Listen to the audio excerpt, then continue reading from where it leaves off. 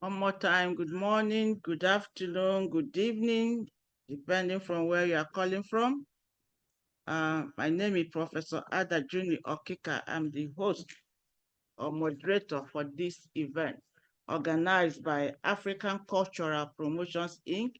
and UN ECOSOC Special Consultative Status NGO that is focused on promotion of culture and promoting the sustainable development goals and the 2030 development agenda through Africa, through promotion of culture in the diaspora.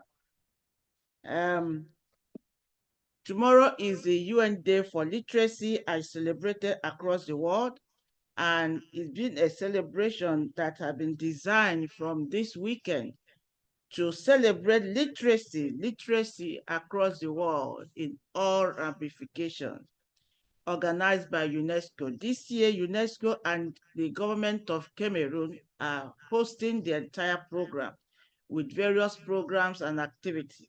And African Cultural Promotion Inc., being the fact that they have been passionate about culture and sustainable development goals, have found it worthy to organize their annual program on this particular day with a theme on culture and literacy for mutual understanding, peace, and communal harmony. Since 1967, the annual celebration of International Literacy Day have taken place on 8 September around the world to remind us, policymakers, practitioners, and the public of the critical importance of literacy for creating a more literate, just, peaceful, and sustainable society. Literacy is a fundamental human right for all. It opens the door to the enjoyment of other human rights, greater freedom, and global citizenship. Literacy is a foundation for people to acquire broader knowledge, skills, values, attitudes, and behaviors to foster a culture of lasting peace based on respect for quality and non-discrimination.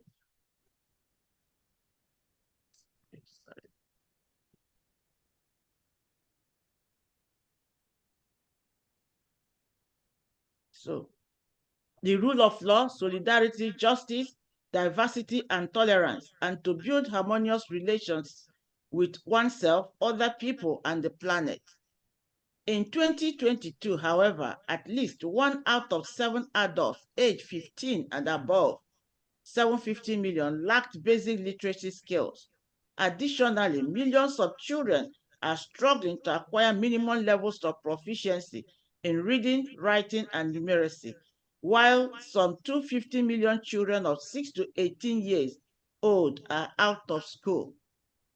African Cultural Promotion in its quest to promote culture in the context of the 2030 Development Agenda, has continued to utilize the annual Literacy Day to create awareness of the significant need towards culture and its relevance to the future we want.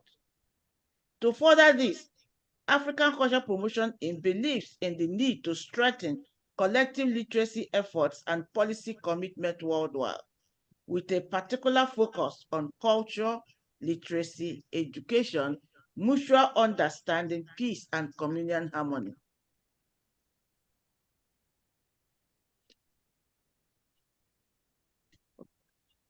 So we are opening up with this event at the introduction and to welcome everyone to this year's Day of Literacy organized by the African Cultural Promotion Inc.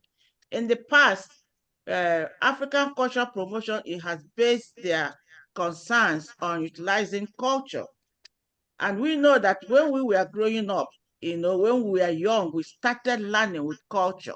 So they are based on using cultural rhymes, cultural drum, cultural education, cultural activity, cultural sports, cultural, everything that has to do with culture in trying to promote the SDGs.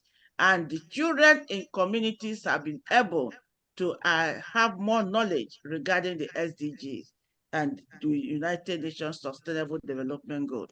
So culture had been their import, had been their major concern in advancing the Sustainable Development Goal.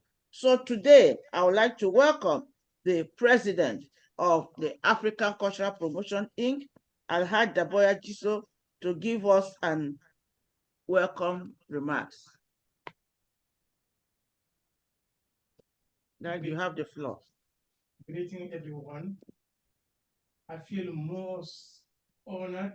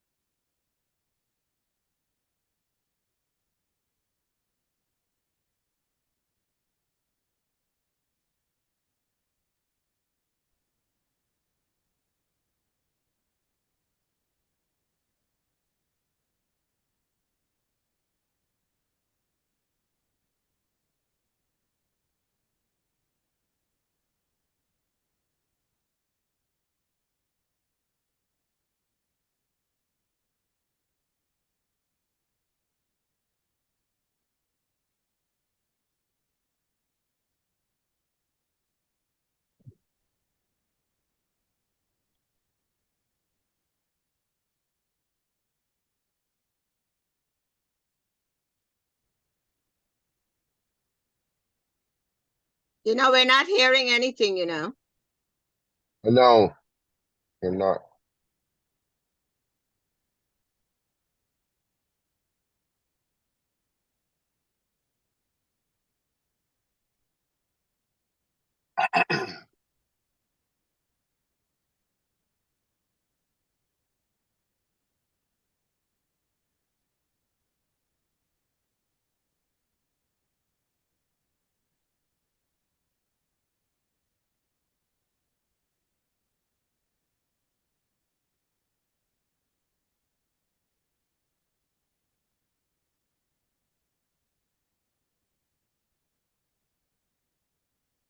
We can't hear.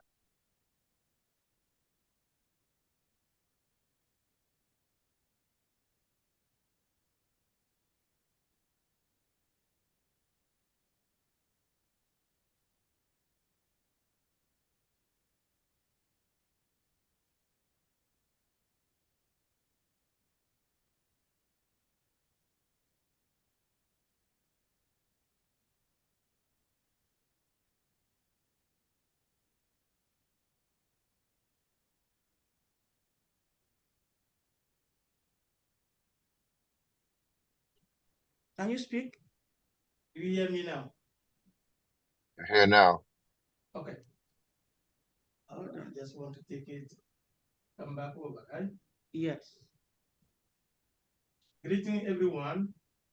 I feel most honored to welcome everyone to the annual conference of African Cultural Promotion Inc. Since its establishment in 2012, African Cultural Promotion Inc.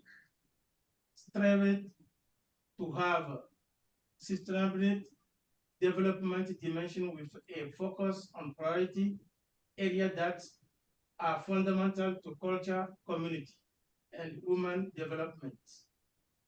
With it is overall objective rooted in the promotion of culture and society for sustainable development.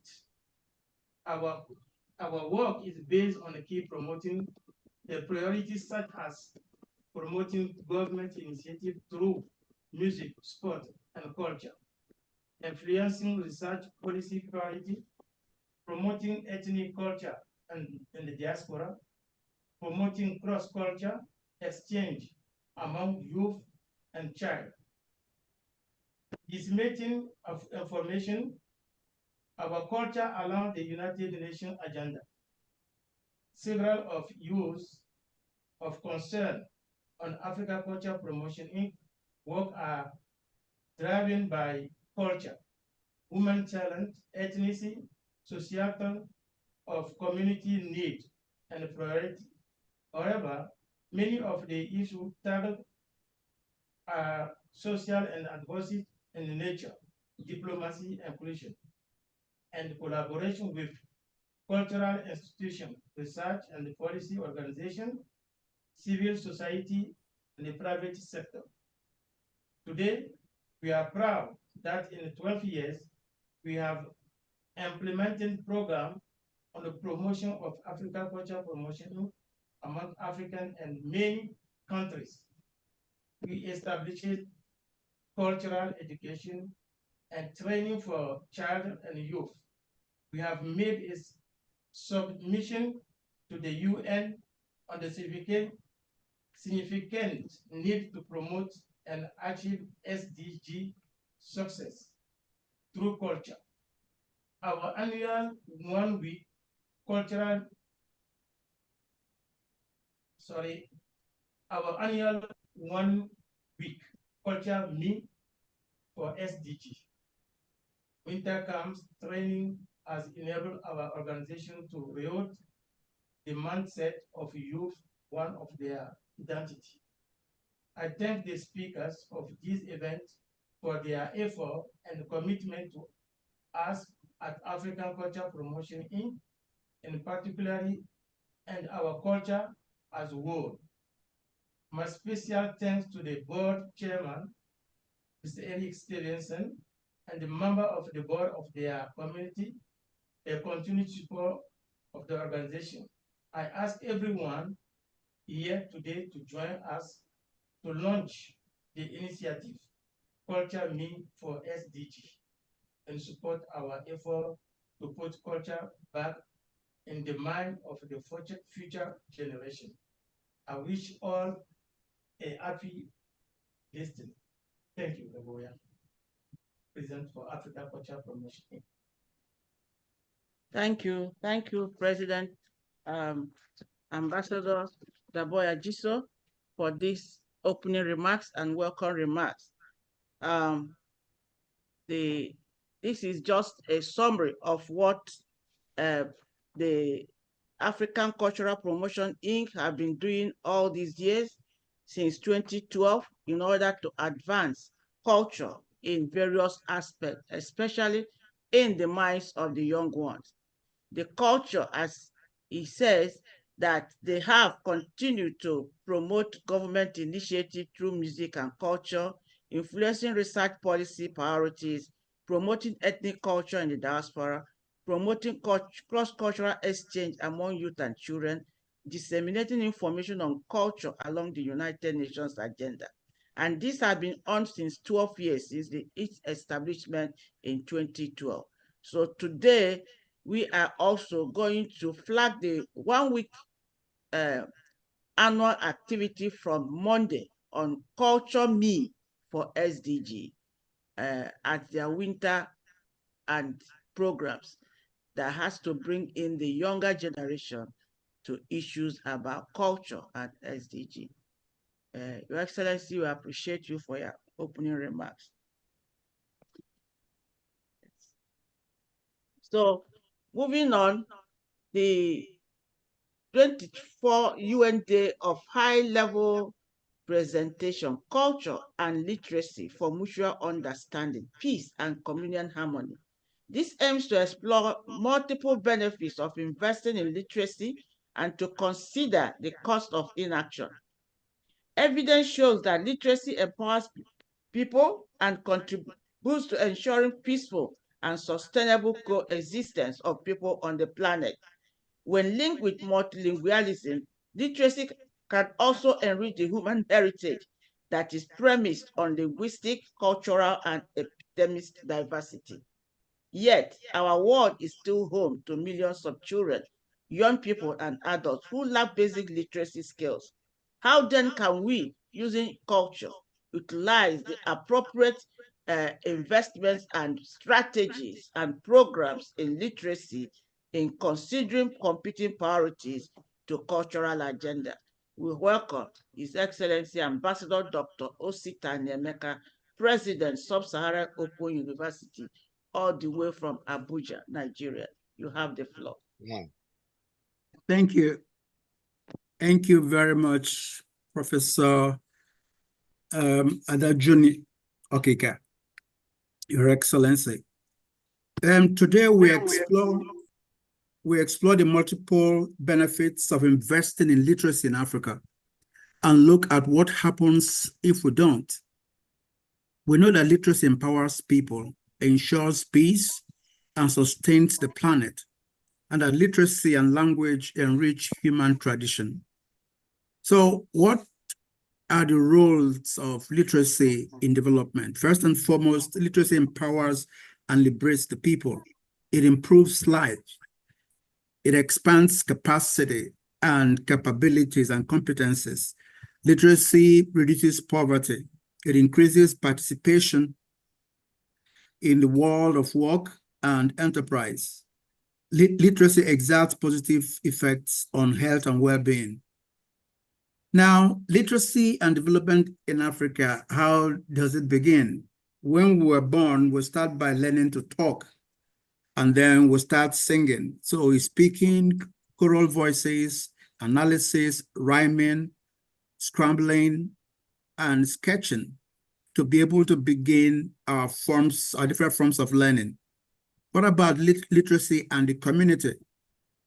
We have a dynamic community which enhances local and all the relevant development. It encourages the exchange of ideas and engages in debate.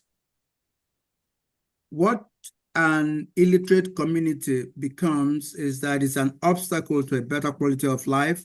It breeds exclusion and fosters violence. So let's look at literacy in Africa. Despite purported improvements on the continent, 72% of the world's illiterates are in Africa. That sounds very, very bad because Sub-Saharan African youth literacy is the lowest in the world. By comparison, 90% of youth in the Middle East and North Africa, a region they call MENA, are literate, while in Latin America and the Caribbean, we have 97% of young people there as literate. So compared with Africa, we still have some work to do. Fortunately, this year's World Literacy Day is addressing that. So what are the components for literacy development in Africa? We are looking at phonemes, that is the sounds, phonics, being able to compare sounds, fluency, being able to take it easy from the beginning. Then vocabulary, we're looking at being able to find meaning to what we say. And then comprehension, being able to understand. But look at literacy as a foundation for development. Literacy development is the key to success everywhere in the world. It provides a strong foundation for learning. It instills critical thinking abilities, affords effective study habits, builds time management skills, and elicits the confidence for necessary learning challenges. All the time we are here, when you talk to somebody and you said you are not literate, what it's saying is that you have not been able to build the capacity to survive the world. So let's look at the 5 stages of literacy development. First is emergent literacy. That one just happens. And then there's alphabetic. You begin to learn alphabetic fluency. You begin to learn the words. you begin to learn from a peculiar alphabet that is pertinent to the learner. Say the English alphabet, for instance, and then you deal with words and patterns, transitional reading, advanced reading. Each stage supports and assists the learner to move forward and become a stronger and a more indent personality. Then let's look at the nexus between culture and literacy. African cultural literacy builds around very peculiar themes. First is understanding traditions. You must understand tradition to be culturally literate in Africa. Mainstreaming regular activities and history of a group. And then you must engage the traditions, activities, and the history of all of these people in all forms. So the question that follows is, does culture influence development of literacy? Of course it does. Our culture in Africa, the priorities are from various types of learning and action. And then culture places value on literacy, learning, and the economy. And then you look at that too, you are asking yourself, what does that include? First and foremost, knowledge of society, accepted behavior, and conformity. So it encompasses all our traditional etiquette, our historic values and conducts. It includes our music and dance. It includes our food forms. It includes our farms and markets. Cultural literacy also addresses the comportment that is peculiar to us. It enables us as a people to engage according to the values of our traditions. So African culture in African literacy programs are very pertinent and important because our African languages afford us the ability to interact and communicate, while our African culture helps us also to define who we are and who our neighbors are. We choose our values and traditions from our culture, and our literacy and our ability to understand the world around us all come from our culture and our world experiences. So what are we looking at for this year's World Literacy Day from Africa? So as I conclude, I ask, what is cultural literacy? Why is it important to us in Africa? One, because when we have cultural literacy, we can better understand and relate to people in our families, people in our communities, and people from our various publics. When we have cultural literacy, we understand and accept other cultures, which lets us make stronger connections with the people globally. We also can harvest the benefits, which include improved communication and self-reflection. So essentially, we look forward to making ourselves better global citizens. Thank you. Wow. Wow. This is excellent. Excellent. From the voice of himself, the culture man I don't want to tell you where he's from, but it's from the Igbo land, where the culture is well honored in Nigeria, So Thank you. Dr. Osita has been able to give us one important aspect that 72% of world illiterate is in Africa. Not only in Africa, and it's even across the world. Everyone that is Black is African, so including those of us who are here. So, but the fact remains that this figure is really overwhelming, because if we base the way we started, Jesus Christ, if we base the way we started from our foundation, we start education with culture. You are being taught how to say alphabets in Igbo, in your cultural language, in cultural letters. And then we start from there. We start calling names around us in our culture. And then if you build from that, why are we still backward in terms of literacy? This is really a very serious problem. And we urge African Cultural Promotion Inc. to take it up in most of their programs. And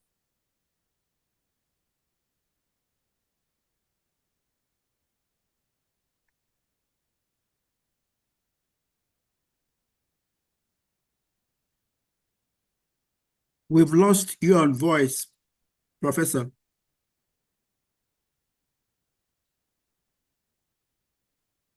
can you hear me now? Yes, we can hear you now. So we need to put more effort in trying to advance our programs, our level of understanding, in order to benefit from better understanding of ourselves. Without cultural language, cultural literacy, will not be able, you won't even understand yourself for you to advance your inherent potentials. We also have to accept other cultures and begin to harvest the benefit of global citizenship. So if I don't understand the culture of where I am, how can I fit in? How can I earn? How can I survive?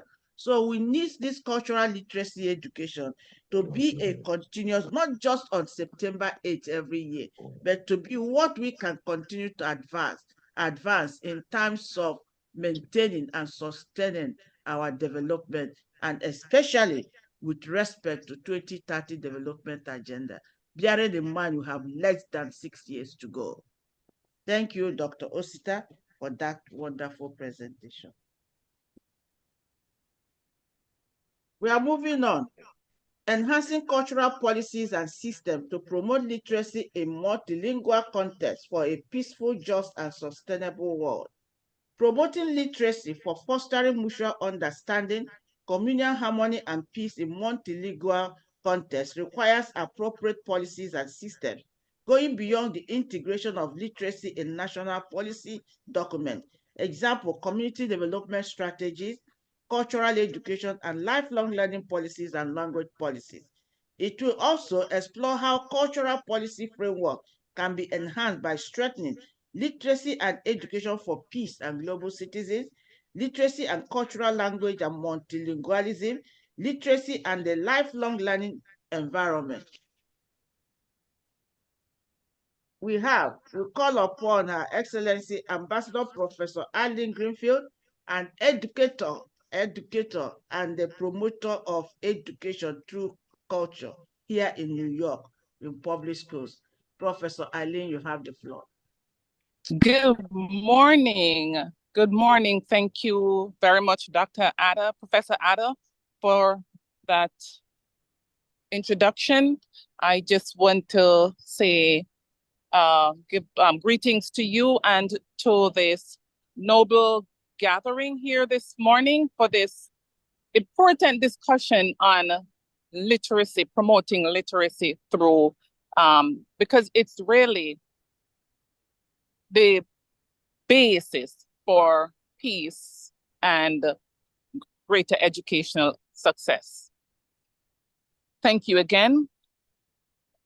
I just want to start off by saying, in an increasing and interconnected world characterized by rapid globalization, cultural exchange, and technological advancements, the significance of literacy and multilingual education cannot be overstated. These two fundamental pillars are indispensable for individuals to navigate the complexity of the contemporary landscape, fostering economic growth, social cohesion, and cultural understanding. There is the power of literacy. And what is literacy? It is the ability to read, write, and understand information. It serves as a cornerstone of human development. It empowers individuals to access knowledge, participate in civic life, and contribute to meaningfully to society. In the context of globalization, literacy is essential for economic opportunities, social inclusion, and democratic participation. And there is value to multilingual education. This enhances cultural understanding, boosts cognitive development, improves economic prospects, and preserves linguistic heritage.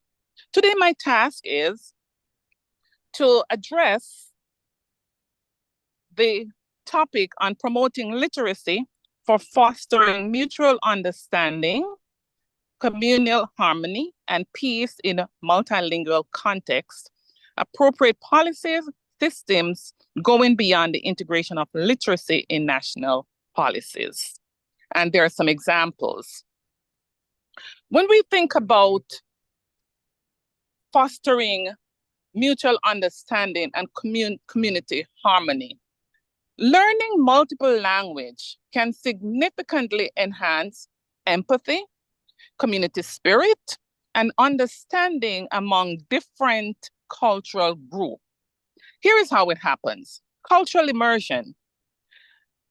This and the first point is perspective taking. When individuals learn a new language, they often immerse themselves in the culture associated with it. This involves understanding cultural norms, values, and the beliefs that can foster empathy by allowing people to see the world from a different perspective. It also helps to break down stereotypes. By experiencing different cultures firsthand, individuals can challenge the stereotypes and biases, leading to a more better understanding of diverse group.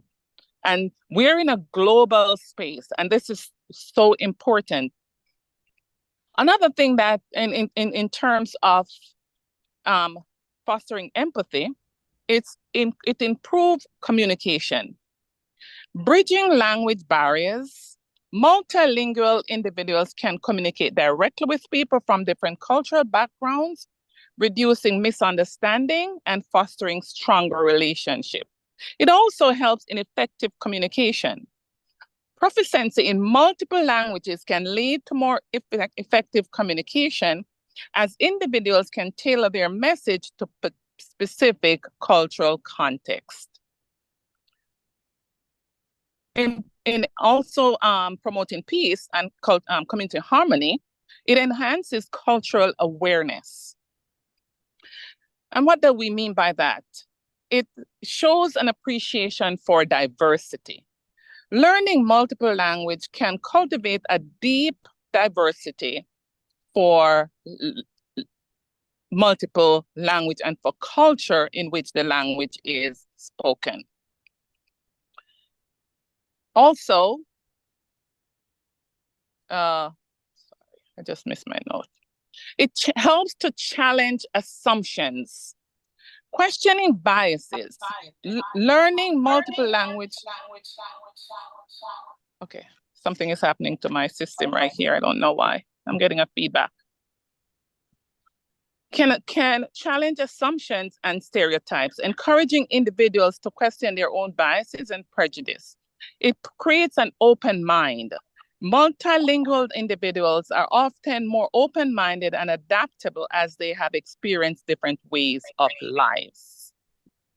All right, so here is how we can, here are some examples of how multilingual education initiatives can contribute to peace-building efforts. Intercultural education programs. And what does this do? This provides cross-cultural exchanges wherein individuals, wherein individuals can now share their experiences in different ways because they have the language that can help them to communicate effectively.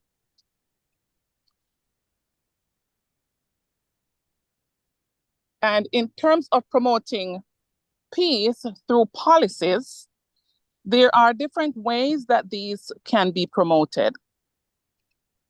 So governments and organizations, multilateral international organizations can promote these peace through the policies that they implement. And here are some government policies. National language policies. Develop and implement comprehensive national language policies and learning of multiple languages. Ensure that these policies are inclusive and reflect the language diversity of the country. It can also be done through curriculum development. Develop and implement curriculum that are culturally relevant and linguistically appropriate for multilingual education.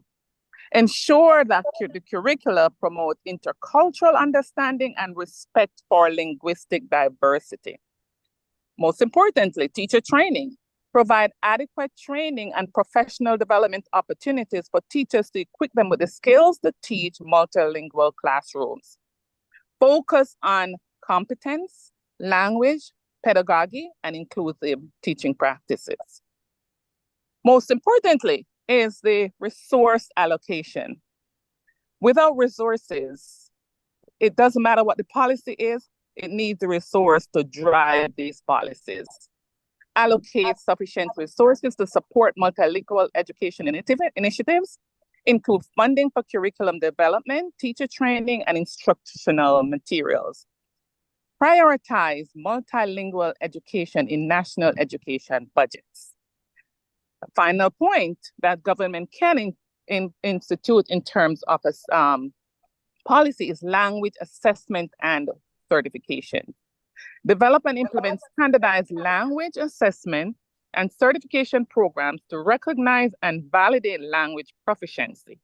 Ensure that these programs are accessible and affordable to all learners.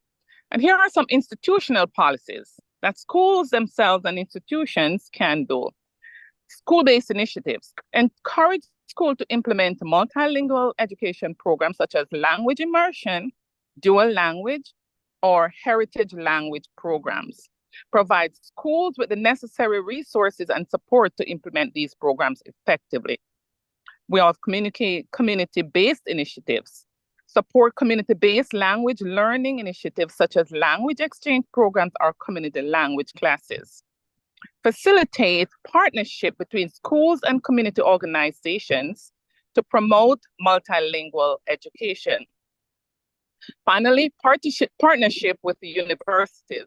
Collaborate with universities to develop and implement multilingual education programs and research initiatives.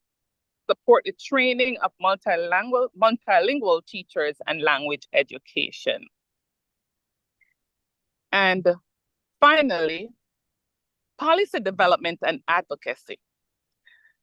The role of international organization in facilitating multilingual education cannot be underestimated. It is crucial, and in developing these policies and advocacy, they can set standards.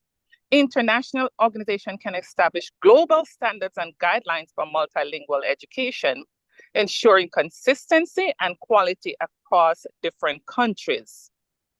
Advocating for multilingualism, they can advocate for the importance of multilingualism at international forums, such as the ones we are having today, raising awareness and influencing policy decisions, promoting language rights. International organizations can work to protect and promote language rights, ensuring that all individuals have access to education in their native language. They can do capacity building and training, teacher training, again, curriculum development and resource sharing. And finally, research and data collection.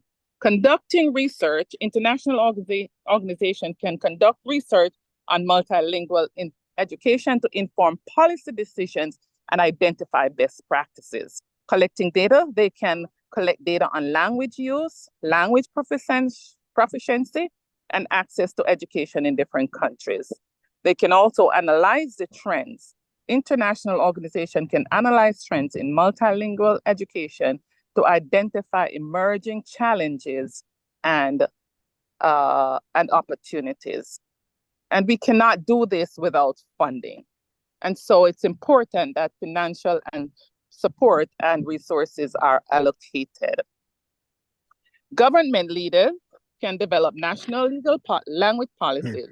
Again, promote legal rights, allocate sufficient resources. Here are some notable examples of successful multilingual programs from around the world, which have been developed through different policies. The U.S. Department, for example, of Education initiatives aim to provide every student with a pathway to multilingualism. The program focuses on equitable access for English learners, promoting evidence-based practices and increased funding for language programs.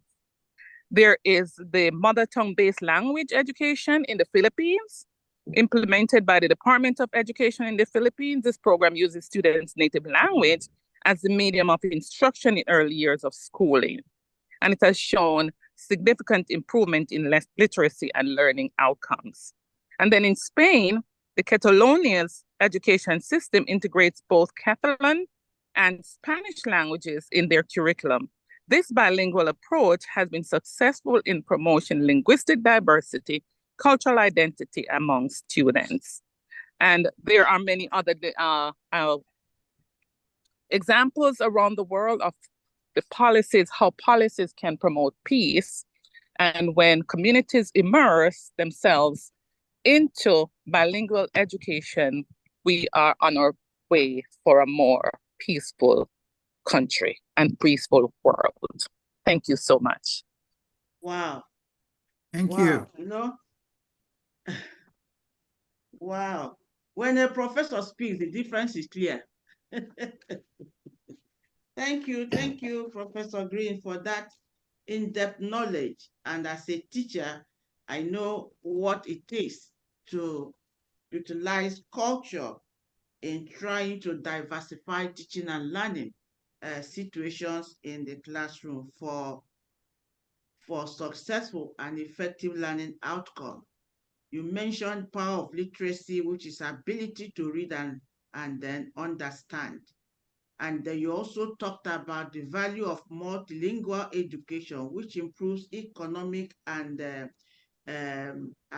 harmonial heritage, and also breaking down of stereotypes, because with value of learning and literacy, you'll be able to control your emotional understanding on stereotypes and then break them down.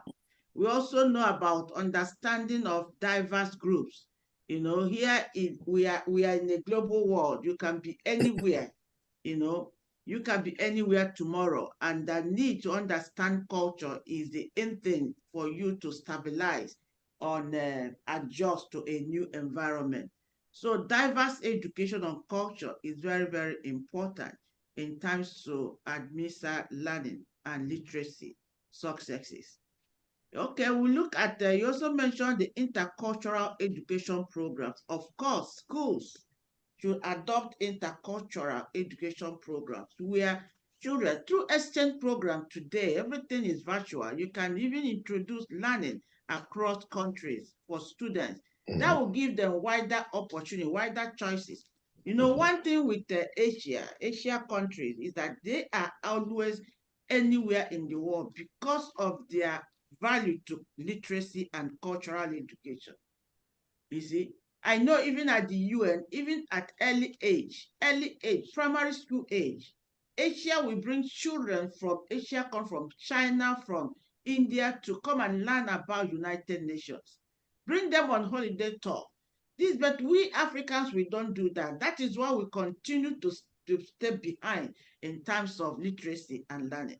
They start on time to educate these people about culture, start on time to enable them learn what it is to live in a global community. The world is globalizing, and if sufficient knowledge is not provided, then we are not helping our future generation. And very striking thing is that the sustainable development goal is fast running to an end, and we need to have a result. We need to know what to go next.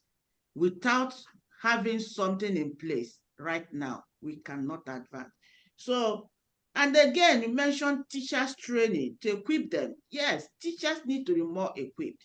You know, teachers need to diversify. You know, if you are a teacher in geography, what is geography of Africa? What is geography of a community, a tribe in Africa? What is geography of a tribe in Caribbean, a tribe in Asia? These are the kind of things you need to diversify in order to equip your children. Take them to those places to be able to understand their languages. I knew one time we had a tour of students to the UN. We took them to the mission of Sri Lanka, and they enjoyed their food, they enjoyed their language, they enjoyed their culture, and that was so interesting. And the students were able to even keep on asking, when can they have such to another country? So these are exposure education that teachers need to do outside your cognitive assignment in the classroom. Because of what? We are advancing culture. And without culture, we cannot talk about sustainable and effective teaching and learning. So, Professor, we appreciate you. Thank you so much for this, your wonderful input to this day's literacy program that we are joining UNESCO and other global communities to celebrate by African cultural community. This program is live on YouTube and also on Facebook. And I believe that listeners are listening to this in very interesting presentation from our esteemed selected speakers. So we are moving on. Thank God we are moving. Thank you, Professor. Effective programs for promoting literacy and peace in multilingual societies through culture. This section intends to explore effective programs that can strengthen the above-mentioned links with a particular focus on the literacy and peace and literacy and language links. The first focuses on the alignment or integration of literacy teaching and learning and education for peace, global citizenship, human rights, and sustainable development, especially in the areas related to SDG Target 4.7 and those covered by the 2023 UNESCO recommendation through coordinated development of curricula and materials and capacity development of educators. Regarding the literacy and language link, this section will examine the effectiveness and challenges of first language-based multilingual approaches to literacy development and how best we can utilize culture to promote this learning effectively. We have His Excellency Ambassador Dr. Devon Bannister, the Pro-Chancellor of SAICA International University and Seminary. You have the floor. Thank you. Thank you very much, Excellency Dr. Ada. Let me say a pleasant good morning to all of the Excellencies, distinguished delegates, esteemed colleagues, honored guests, and those listening on Facebook or YouTube or even joining here this morning or this afternoon, depending on your time zone. So it is an immense privilege to address this distinguished gathering of global leaders. We're all global leaders in our own capacity, and visionaries at United Nations on behalf of Magban Arts Inc. today, as well as SAICA International University and Seminary. Today we come together to explore a theme that touches the core of human development and peaceful coexistence, promoting literacy for fostering mutual understanding, communal harmony, and peace in multilingual contexts, and the critical role of appropriate policies, lifelong learning, and to include inside of it the arts in this endeavor. So our world today is richly diverse, comprised of countless languages, traditions, and worldviews. The diversity, while a source of strength, can also pose challenges to mutual understanding and peaceful coexistence. In this context, literacy plays an essential role, not only as a tool for communication and empowerment, but as a gateway to mutual respect and communal harmony. However, to fully harness the power of literacy for peace, we must go beyond traditional approaches to education. We must adopt a more holistic, inclusive vision that incorporates lifelong learning and the transformative potential of the arts, one of the most powerful languages for bringing divides and fostering global bridging divides and fostering global citizenship. So when we look at the role of literacy in fostering peace and understanding from an arts perspective, literacy is more than just the ability to read and write. It is the foundation of critical thinking, empathy, and active participation in society. In multilingual and multicultural contexts, promoting literacy is essential to creating a shared sense of understanding between different communities. It enables individuals to access knowledge, share experiences, and engage in constructive dialogue with others from diverse backgrounds. In multilingual societies, it is vital to create literacy programs that go beyond a single dominant language. Promoting literacy in indigenous and minority languages can empower communities, giving individuals the ability to preserve their cultural heritage while participating in the broader global community. This is particularly important for fostering a sense of belonging, as language is deeply connected to identity and cultural pride. However, promoting literacy in these contexts is not a simple task. It requires tailored, inclusive policies that are sensitive to the linguistics and the cultural specificities of each community. It requires systems that allow for the growth of multiple literacies, oral, written, and digital, which we all see is coming to the forefront. Beyond this, it requires an acknowledgement of the role that education must play in promoting not only academic achievement, but also peace, tolerance, and mutual respect. When we speak of integrating the arts, a universal language for peace, beyond literacy, we must look to the arts, painting, music, dance, theater, literature, and so much more as a universal language that transcends cultural and linguistics boundaries.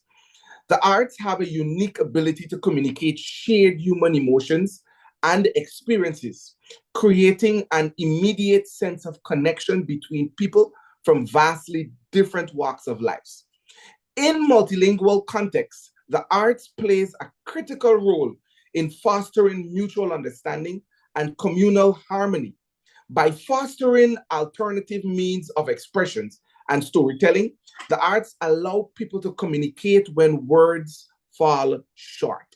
For example, a piece of music can resonate across cultural divides. A work of visual art can evoke shared emotions and play and invite reflection on societal challenges in ways that transcend language barriers.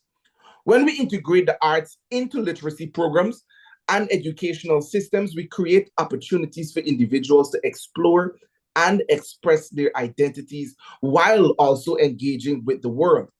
Art education not only fosters creativity, but also empathy and critical thinking skills, essential for global citizenship.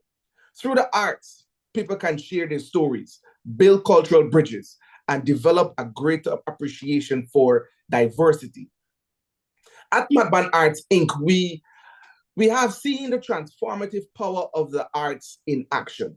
Through community-based programs, workshops, artistic exchanges, we have witnessed firsthand how artistic expression can serve as a powerful tool for conflict resolution, peace building, and healing in divided communities. Whether it is through visual art exhibition that celebrate cultural diversity, performances that tell the stories of marginalized groups, or collaborative artistic projects that bring people together.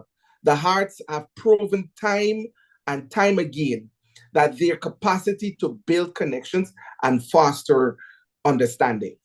Now, lifelong learning, peace, and global citizenship, when we look at that, to promote literacy and peace in a sustainable way, we must view education as a lifelong journey. Peace is not a static achievement. It is a continuous process of learning, dialogue, and growth. This is why a lifelong learning ecosystem is essential. one that supports individuals from early childhood through adulthood, empowering them to continuously develop their skills, deepen their understanding of the world, and contribute to more peaceful and harmonious society. Incorporating peace education into literacy programs and arts initiatives is key. By teaching conflict resolution, respect for diversity, and global citizenship from an early age, we lay the foundation for future generations to become peacemakers and bridge builders. And by creating opportunities for lifelong learning, we ensure that individuals have the tools they need to navigate the complexities of an ever-changing, interconnected world. Now, some policies and societies for inclusive education and the arts that we can look at when we're speaking about achieving this vision, it requires the support of strong policies and systems that prioritizes inclusive education, the arts, and peace building.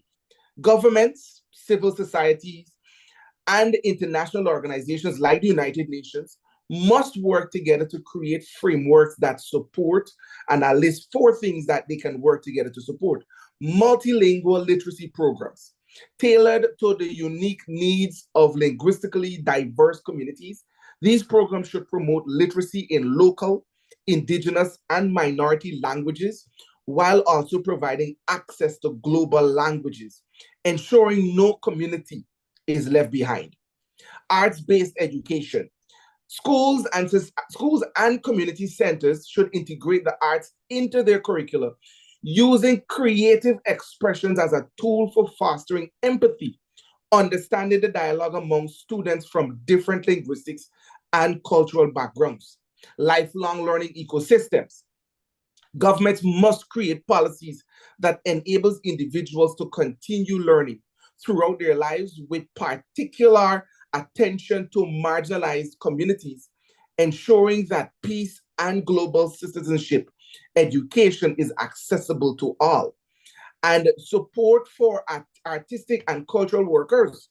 Artists have a cultural role to play in promoting peace and mutual understanding, supporting cultural workers and investing in the creative economy can strengthen the world of the arts in peace building. So in conclusion, Excellencies, the task before us is immense, but the rewards are far greater. Promoting literacy, the arts, and lifelong learning as a pathway to peace in multilingual contexts requires coordinated global action.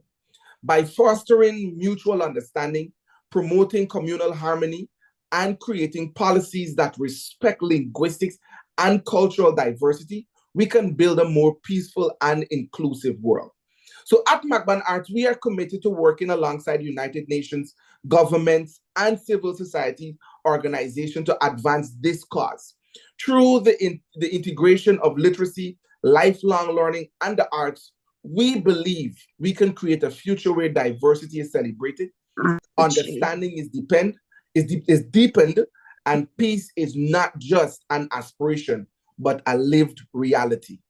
And to leave you with this quote by Mr. Cook, great man, very long time ago. I heard it when I was a little boy growing up, and I never forgot it. I heard it from one of my late mentors. He said, if you think education is expensive, try ignorance.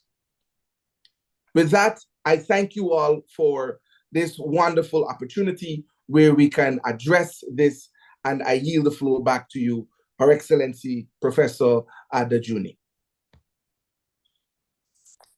Thank you.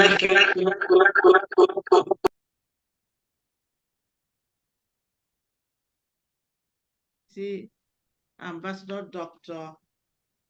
Bannister, for that in-depth presentation. I thought you forgot that the time was 10 minutes, that we have limited.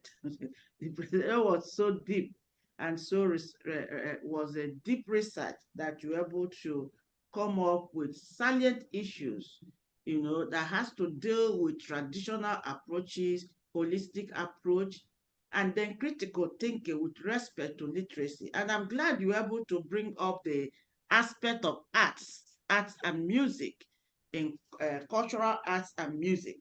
You know, when you mentioned it, triggered my action that when I was in Nigeria, my school, in one of the nursery classes, we were asked to draw me everything. Some were drawing me, in fact, they were putting me, my person, the way I talk, the way I walk, the way I dress. They were drawing all those in art. I said, wow, and they did a whole folder and brought to me. I was laughing. In fact, we made it into a catalog. So you see, arts, culture, can be a language, literacy, expression of literacy. So these children were able to put me the way I walk, the way I act, the way I raise my hand, the way I say, oh, wow. And I never knew all this about myself, except from the nursery kids. So those arts, music, we have diversities of literacy, and Dr. Bannister has been able to point some of those events, including sharing of stories is a way of literature. Cultural and linguistic boundaries also need to be aligned together. You also mentioned the need for framework that will support multi-literacy programs. Multi-literacy programs. Just I will talk about arts, talk about music, we'll talk about expression of literacy, knowledge, education. In fact, teaching should just be diverse. You could step out from the aspect of classroom teaching to pass exam to inclusive education, like putting literacies into affective action, cognitive action, and psychomotor action. And also exchange program. Exchange program is very, very important. And that's why United Nations gave opportunity that there should be Thor education, exchange education, learning in all this, trying to integrate communities together. So we need to align into that as we advance in what we are trying to do. Thank you, Dr. Bannister, for this wonderful. We need to also, you also mentioned the need to promote, promotion of literacy requires coordinated global action, that can increase respectful policies. Thank you so much for that presentation. We are moving forward, and I thank God we are fast getting it out. Anchoring literacy efforts in a lifelong learning environment. To explore how the link between literacy efforts and the lifelong learning environment can be strengthened by looking at different elements at the community level. One element is conducive to multilingual literate environments in which people can become motivated to learn, acquire, use, and advance their literacy skills, including the availability of appropriate policies, qualification system, learning opportunities, materials, and learning spaces, as well as factors that can motivate people to learn in exploring opportunities. Her Excellency Ambassador Dr. Monica Sanchez, the CEO, Miss CARICOM Foundation International. You have the floor.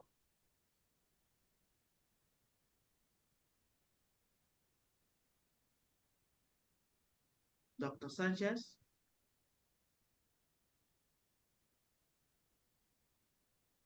I'm in the middle of a taxi ride, and I'm going through a lot of things. Let's see. Hold on one second. Give me a few minutes. Good morning, Your Excellency. It is such a pleasure to be on the program this morning, and what an important topic it is. Unfortunately, I'm in transit, so I'm trying my best to, one second. Monica? Yeah.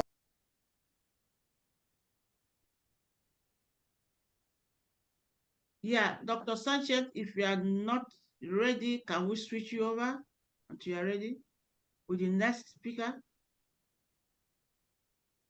Hello? Okay.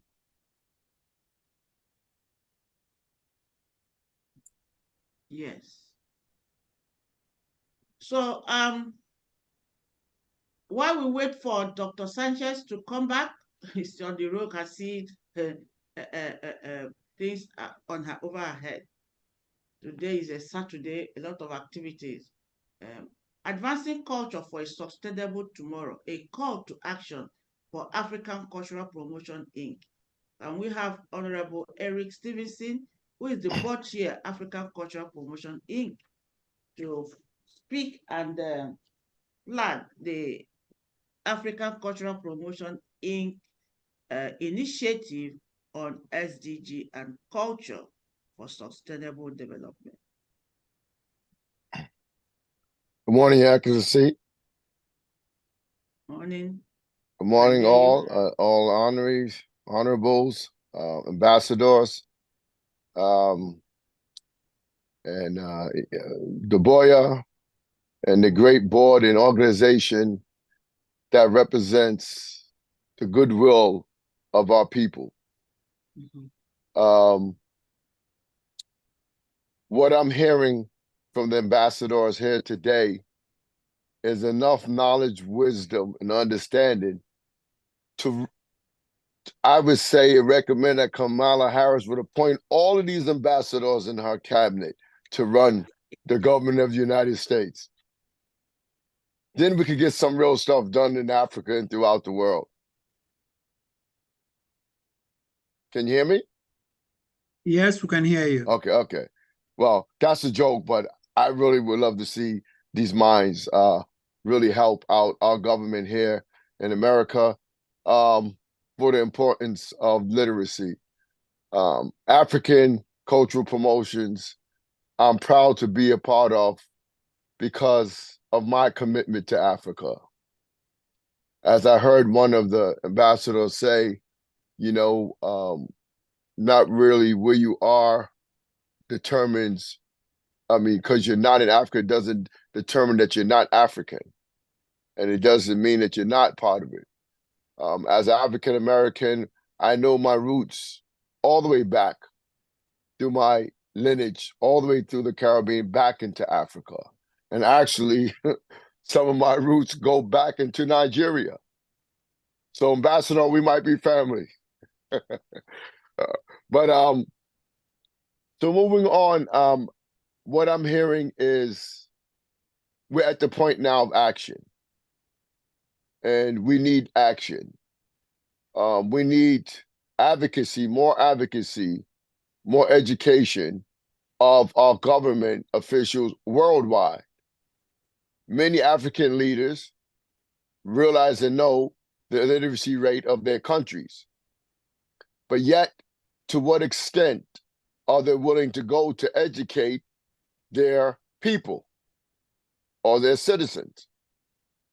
So I'm believing that this organization and the ones I've heard the ambassador spoke about, those 2 or 3 organizations that exist, these organizations, we already have a vehicle to go about literacy, to go about educating people, to go about elevating and helping people.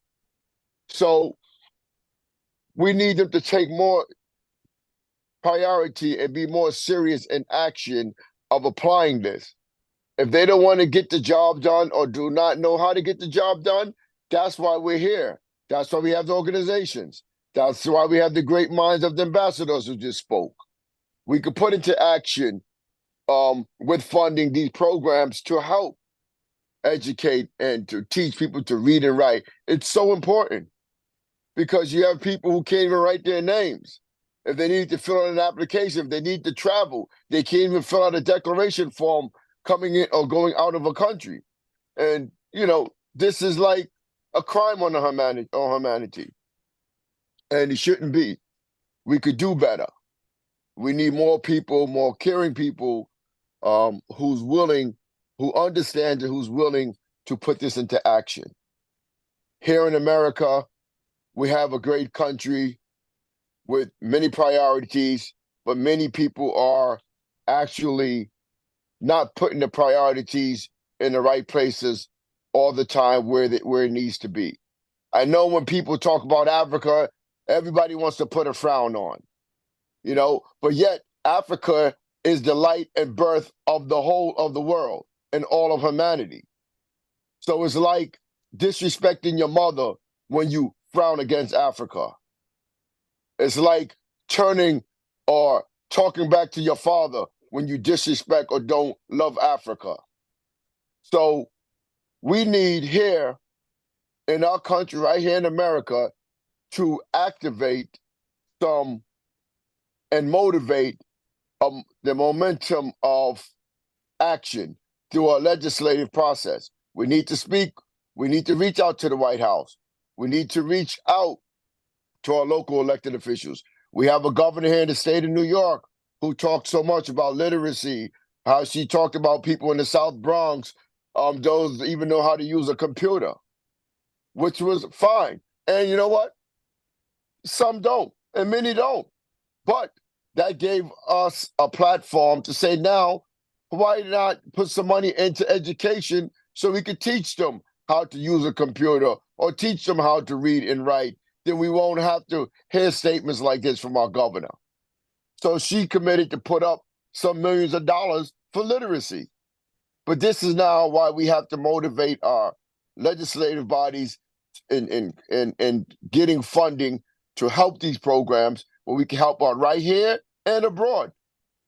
I'm sure hearing testimonies and presentations from the ambassadors that we heard just this morning is convincing enough to me that I know will be convincing enough to them to understand and get the picture. So we need to really reach out to those and say, you know what? We all know what the big picture is. We know what has to be done. Now you know what it is? Put your money where your mouth is. We need to raise funds. We need to get these organizations up and off the ground who's willing and able. Get funding to them so they can move forward and take action into elevating those who need to be taught how to read and write, those who need to have job training to lift up out of poverty. And, you know, poverty is a bad place to be. And Africa doesn't have to be in poverty. All of the resources and riches of the world are in Africa. Mostly every country now, they're just now discovering in some countries of West Africa, now all of a sudden Senegal and Gambia, they're finding oil. And in Senegal, now they're finding gold mines and all of this now. Now you see more European nations wanting to take interest into this country only to access the resources and extract them out, but not for the literacy of Africans. So that's why we need to help our people to educate them so that they could know how to learn how to do mining and extracting the resources of these countries where you don't have to call a European in to come bring in their machinery to do the extraction process and so on, where they're charging the governments of Africa 70% of the profit and giving back to the country 30%. That's robbery. This is why our people stay down. So we have to do better than this. You know, we have to come together, and I thank God for this organization, the African Culture Promotion Corporation, and the work they do, and to continue on with these presentations. But we get the picture now. We can continue with presentations year after year, but now the action has to start more so now. The engines have to crank up. We have to move forward now. So I'll be working with the organizations, how we do better outreach, and how we can tap into some more outreach and even see how we're gonna get some funding for these organizations and get moving forward. And you know, it could be done. Like Mahatma Gandhi said, we have to become the change in the world we wish to see. We don't have to rely on others to do what we want to do. We have to become and do it ourselves. And then maybe others will join on. Maybe government will start seeing the good works that we do and want to do and help out. But I think they have an obligation to be committed to help this process because the school system alone is not doing it. And they need some other third parties to come in and to help the education process. And one important thing of identity with African young men and women in America is as they go on and cultures clash, then they start to fade away and rub away and erase the African culture. So then now they're living in a society where they can't have an identity. They just say, I'm an American. Yeah, you're an American because you live here, or you might have been born there, or your parents might have been born here. But the fact is that you're an African, and it means something. And it means a whole lot of something, because it means a level of greatness. It means a level of originality. And it means that this is something we have to put emphasis on. And this is what the African Culture Promotions Organization works and does. We have to have more cultural programs, more cultural events, and constantly keep our young engaged in African culture, that they don't forget who they are and where they come from. It's great to be here. It's great to elevate here, but don't forget where you come from. Africa gave us the birth. Africa gave us the light. Let's not forget what we have to do back for Africans and those who's in Africa. And I'm committed, and that's why I'm here today, and I will continue to be here and work for all the days that God gives me on this planet with my breath to contribute all I can in my power and my knowledge to help uplift Africa, educate people, and continue to promote literacy throughout Africa and the world. Africa needs it in other parts of the world, the Caribbean. You could go into Jamaica and Trinidad, other Caribbean islands, and see that we have another rate. I've been in those islands where people can't. I ran into many people who can't read and write. And it's unfortunate. And it's not because it was a choice. It was because of poverty, and they couldn't afford to pay to go to school. Their parents couldn't send them to school as a child. So we have a lot of work to do. And those who's listening on the line, you shouldn't just, not those who's on the panel with the ambassador, but those who might be on Facebook or YouTube listening. This is a real situation that we should not play with. This is a situation that we're calling you for action starting from this moment. This is a situation where we ask you to reach out, find people and organizations, lobby and your local government people, and get funding in to these organizations. You can reach out to the Excellency here and to Brother Daboya, and they will guide you and tell you where you can help and how you can help. But we need to get funding raised for them. And I will be on the show tomorrow, international TV program tomorrow, where we'll be talking about this organization and also calling and inviting others to reach out and help fund these organizations. We have to put our money where our mouth is. We can continue to talk, but in order to walk, we need funding. The funding's important. Even if we want to do Zoom broadcasting, use technology, there's always a cost. There's always an expense, travel, whatever the case may be, donations of books or whatever we may want to do to help our schools, medical products, medical supplies, etc. Everything has a cost. Who's going to pay for it? So we need to start doing what we can and putting forth our best foot and effort to elevate those and educate those where it's needed. So to all, it's an honor and pleasure to be here.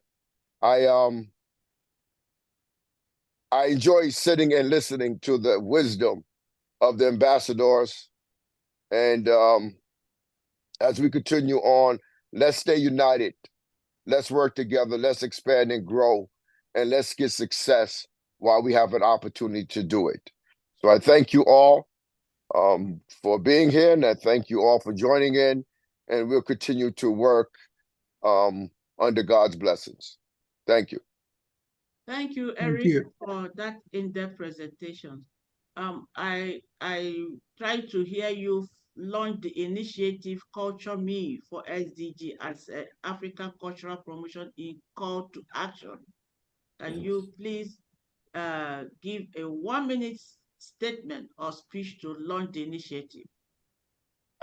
Well, the Call to Action initiative is what it's all about. And I'm committed from now to move forward on this initiative. And we're reaching out to all, and we're going to reach out to those in our government. We're going to reach out to those in corporations, businesses, etc., to put something forth and helping us in this call to action of literacy. It's needed. We owe it to those who don't know and who needs the help, and we're going to work and get it done. You're going to see that we're going to have progress, and we're going to have rising success by God's will. Thank you. Thank you. Thank you, Eric. And thanks for all your support so far to African Cultural Promotion Inc. The initiative Culture Me for SDG is transmitting SDG using various cultures. There will be programs for kids, look at the kids and different culture, how can they behave, dress, enjoy knowledge about cultural food from diversity and all those music, arts. These are what this initiative will do for SDG. Well, this is needed because we need to have cultural understanding of one another, regardless of where we may come from. So we know how to interact and deal with one another in the world, whether it be through business, whether it be through religious institutions, or whatever the case may be. We have to learn about one another. Amen. You know, and that's how we erase and get rid of racism and all of these other isms and schisms once we have the understanding of one another. So that's very important to have and very important to do. So this initiative is very crucial and critical at this time. Thank you so much, Eric. Yes, thank you. Yes, thank you. Before I call back Her Excellency Ambassador Dr. Monica Sanchez, I saw a hand raised up. Dr. Osita was raising hand up. No, that's Aline.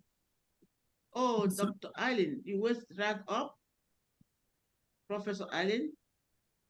I'm looking for hands raised up. I need to know who. Okay, who it's has. down now. It's down. Okay. So, Your Excellency Ambassador Sanchez, you have the floor.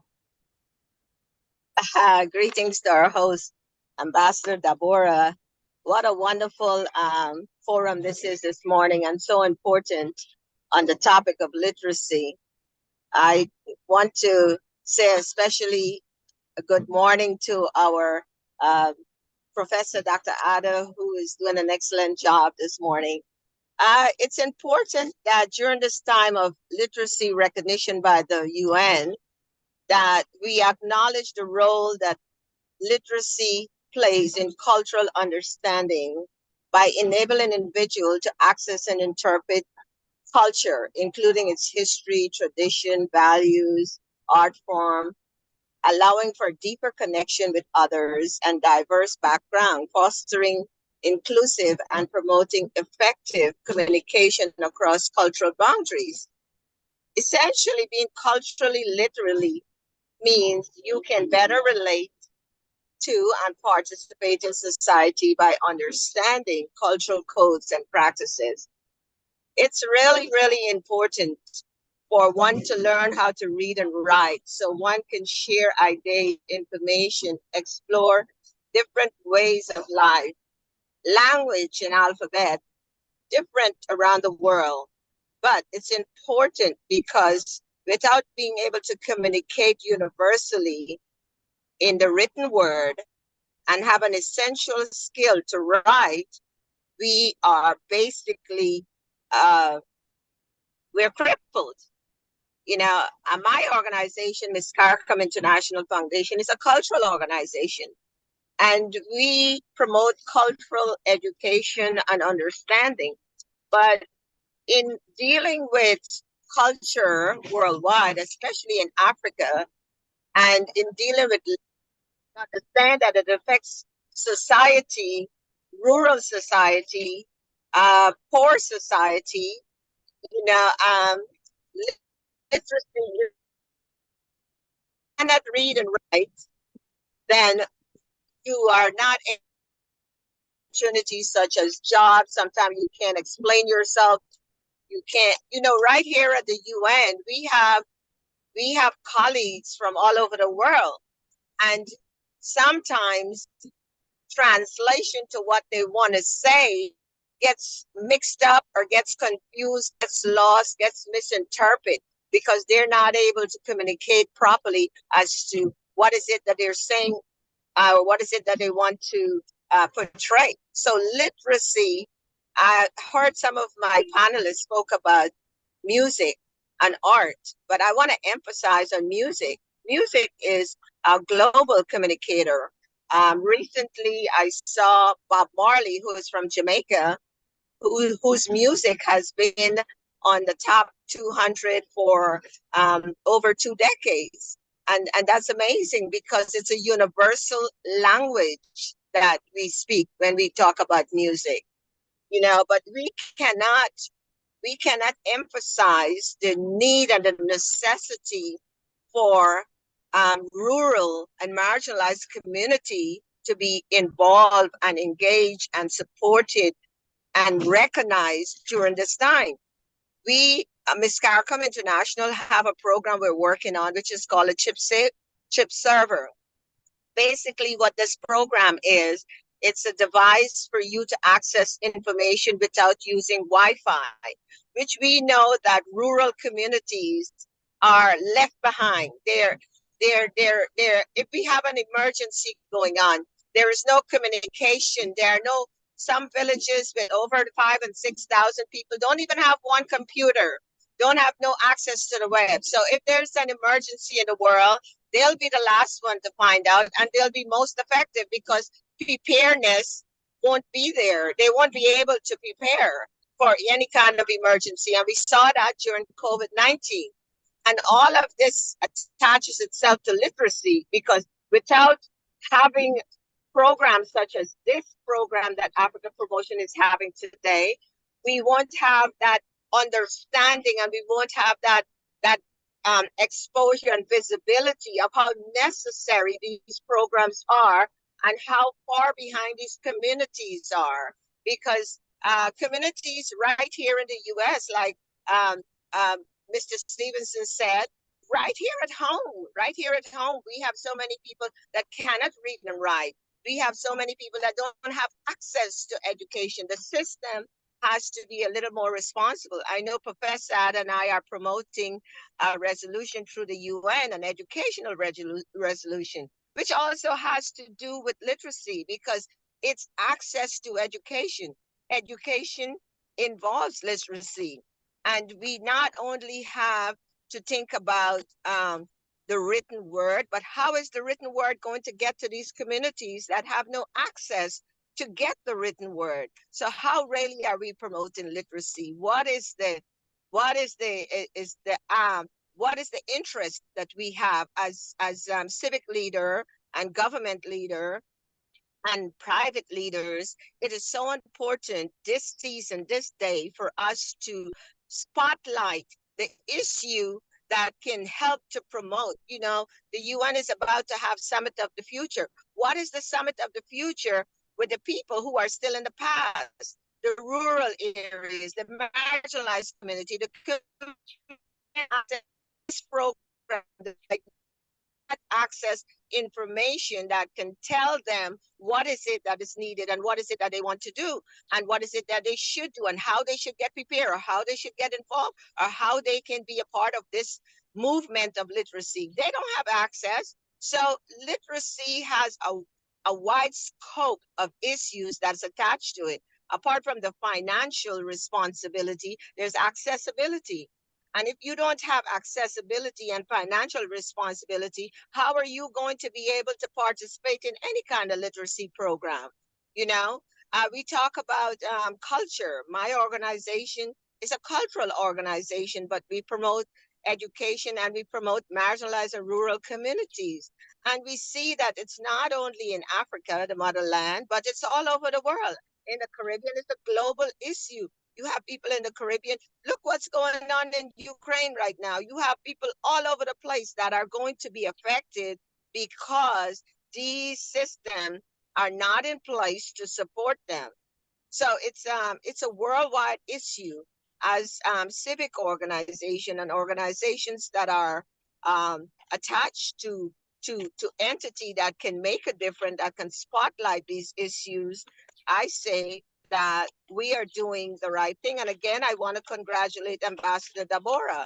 And I want to say that, yes, we have read all of the written statements about literacy. You know, we talk about the many skills that has to be learned in life. We talk about the crucial ability to read and write effectively. And we talk about educational training. But how can these communities that are left behind, that are not included, that have no access, how do they be part of this movement? How do they get this information? How can we reach them? And so the emphasis has to be on a level of the UN where it's a global concern. So I hope that the resolution that Professor Okika and I are trying to put through, I hope it gets more attention. I hope programs such as this, Ambassador Daboya, gets more attention. I hope more people that are exposed and listening to these programs can get involved, because just like what's happening here in America right now, we're about to get a woman president. But if the population don't get involved, it has to be something talked about every day. It has to be an issue that's always arise. It has to be like gossip. It has to be done all the time in order for the attention to be on it and for us to get the kind of results that we're looking for.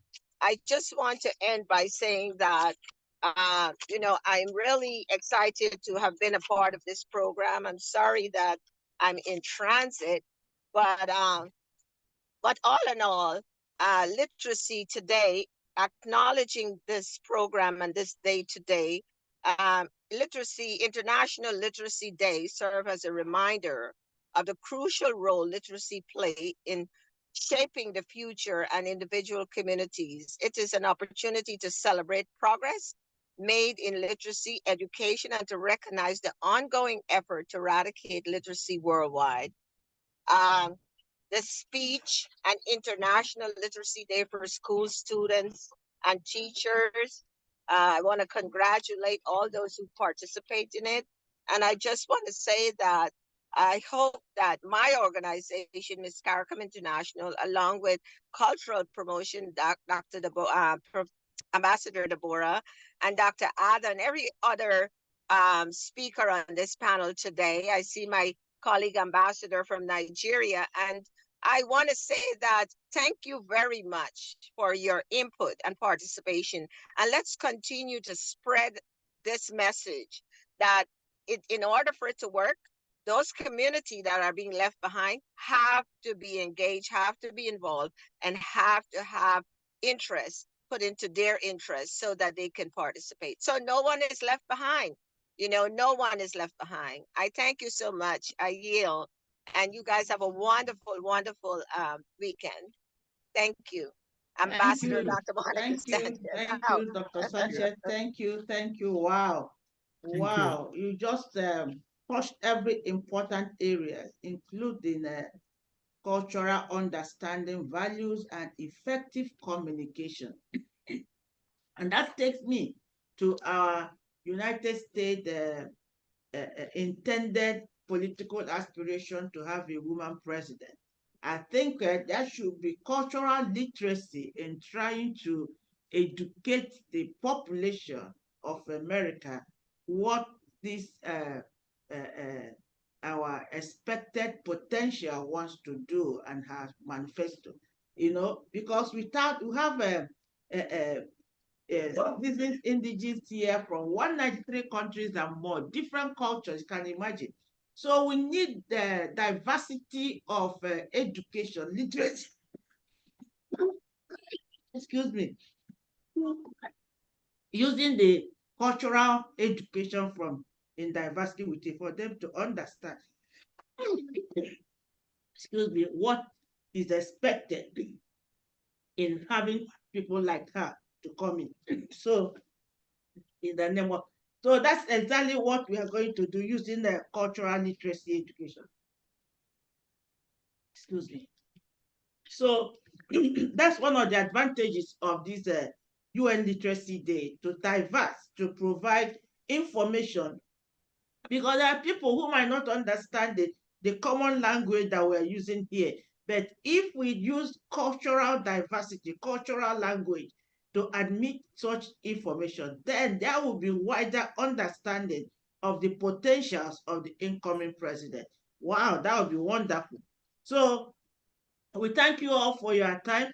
And just before I call the president, Daboya Djisso, to give closing remarks, I want, we know the African Cultural Promotion has just come up with initiative on Culture Me for SDG. I would like all of the speakers to just give 1 minute initiative, 1 minute idea how they can work, advance African cultural promotion to advance this initiative that has been launched by the board chair, Honorable Eric Stevenson. It's a culture me for SDG. So just 1 minute. I'll start with Dr. Osita. Dr. Osita, where are you? Yeah, I'm here. Yeah. It's good. When I heard Honorable Eric Stevenson mention it, I was very happy. But my suggestion is very simple. If it's going to be African, you would have to invest in making a presence in Africa. Find one representative in one African country. You don't have to start with all of them. Start with 1 or 2 of them and just keep growing, because by the end of the day, 54 African countries identifying with the promotions will give you the leeway that you need to meet any other person in any other continent. You need the name African in Africa to be legitimate enough to be able to go to the rest of the world. Thank you so much. Professor Eileen, are you there? Just 1 minute. So the initiative Culture Me for SDG, yes. I'm here, Professor, but it's a little bit noisy in my background because I'm at the family fun day for veterans in New York. Oh. So I'm doing 2 events, but can you be on camera for 1 second? Yes, I can be on camera, but it's going to be very noisy.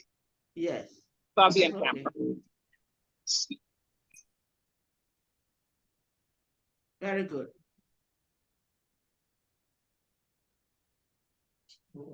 Your face is by the side. Yes.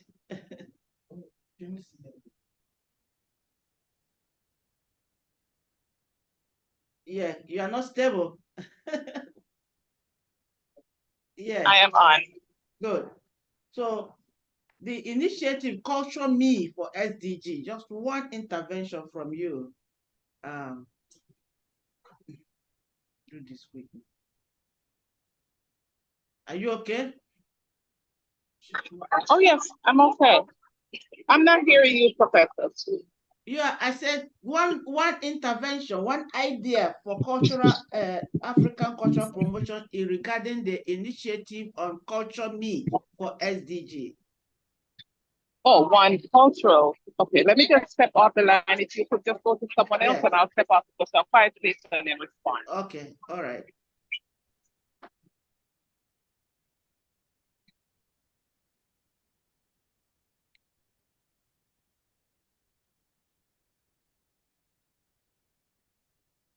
Yeah.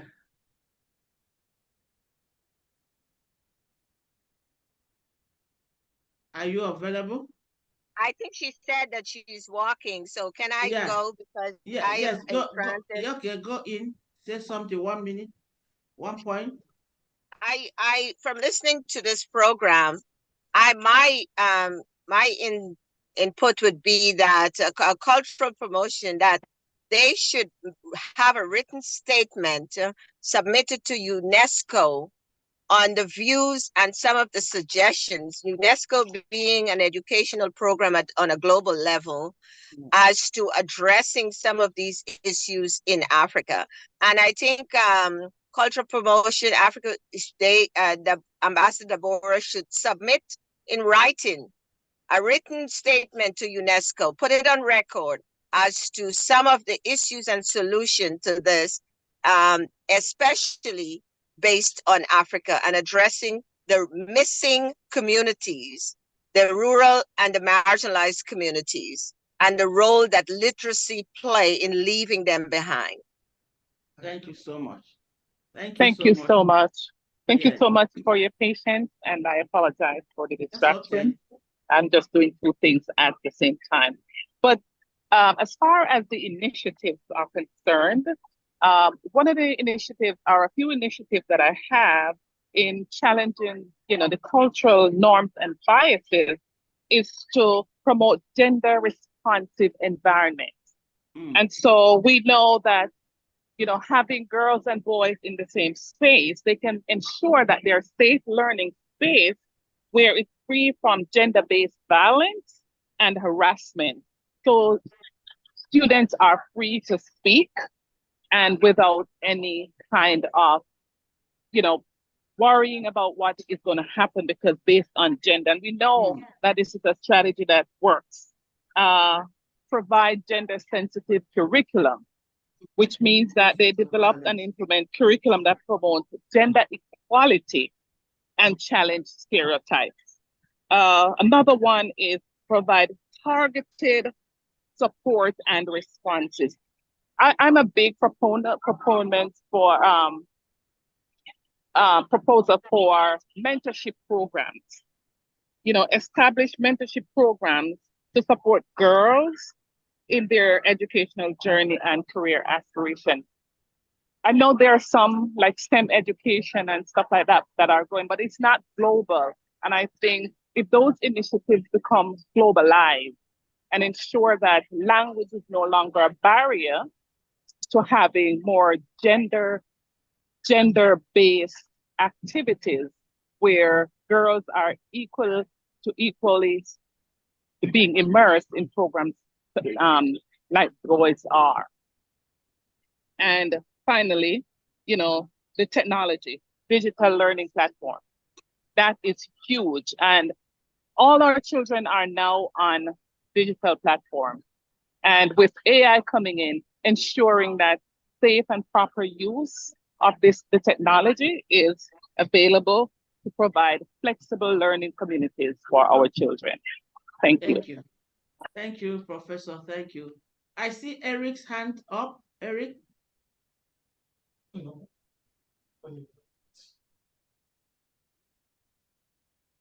are muted. Can you unmute yourself? Yeah, I said maybe that might have been an accident. I hit it by accident earlier, but it's okay. Let me lower my hand. Yeah. Okay, thank you.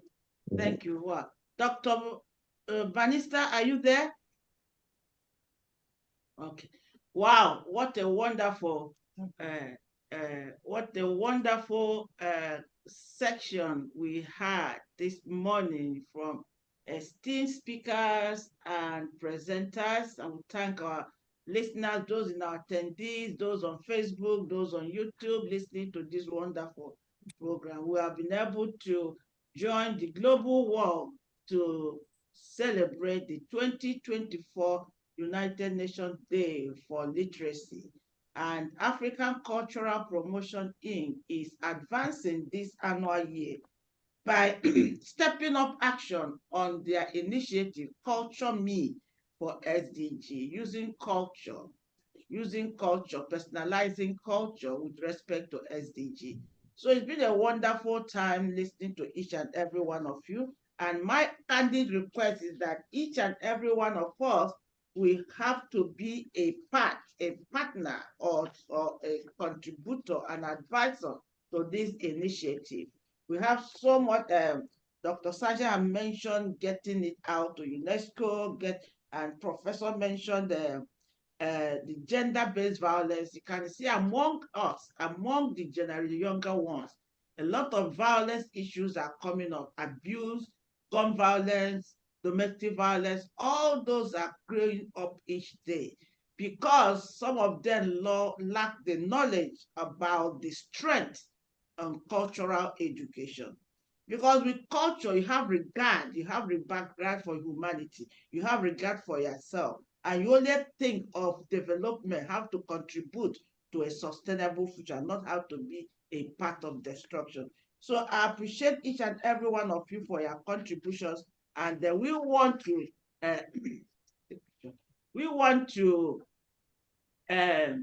encourage you for what you have continued to do with respect to this initiative, and we want to see how you can be a part of advancing it for sustainable development goals. Most importantly, the SDG 2030 agenda is just 5 years to go. So when we have integrative approach, teamwork, we can do more, and then we can have us do what we can be able to achieve. So thank you all for your time and for your contribution and what you have tabled out in honor of this literacy program for this 2024. And I'm so excited to have these ideas and input from each and every one of you. I would like to call on the president to say thank you and close the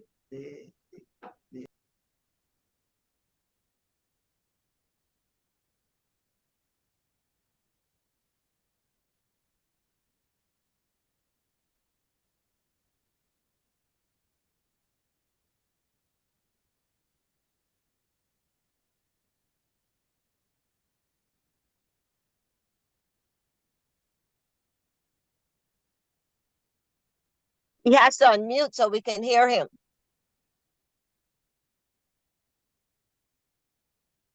Yeah, he's muted. Hello. Yes, I'm going to tell everybody thank you, and we will continue to those events usual. Again, thank you. Thank you, everyone, and God bless you. Thank you. Wonderful program. Thank you for a great program. God Thank bless you. Please just continue to queue in. Celebration continues, I think, until September 10th by UNESCO.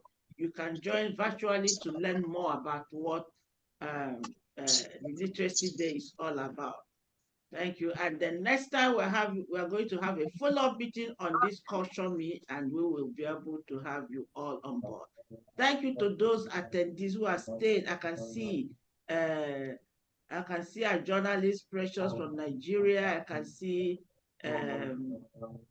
some people around us here, French people, and then so thank you all. Okay, so we thank Have you a good all weekend. I'm out. Bye, everybody. And then all the speakers, can you all please be on camera for a group photograph?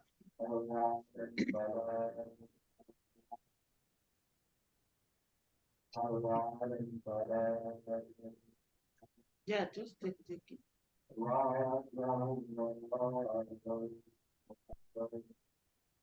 All right. Thank you and happy weekend. God bless you. Have a great day, everyone. Thank you. Thank you, everyone. Thank you. Yeah. Thank you.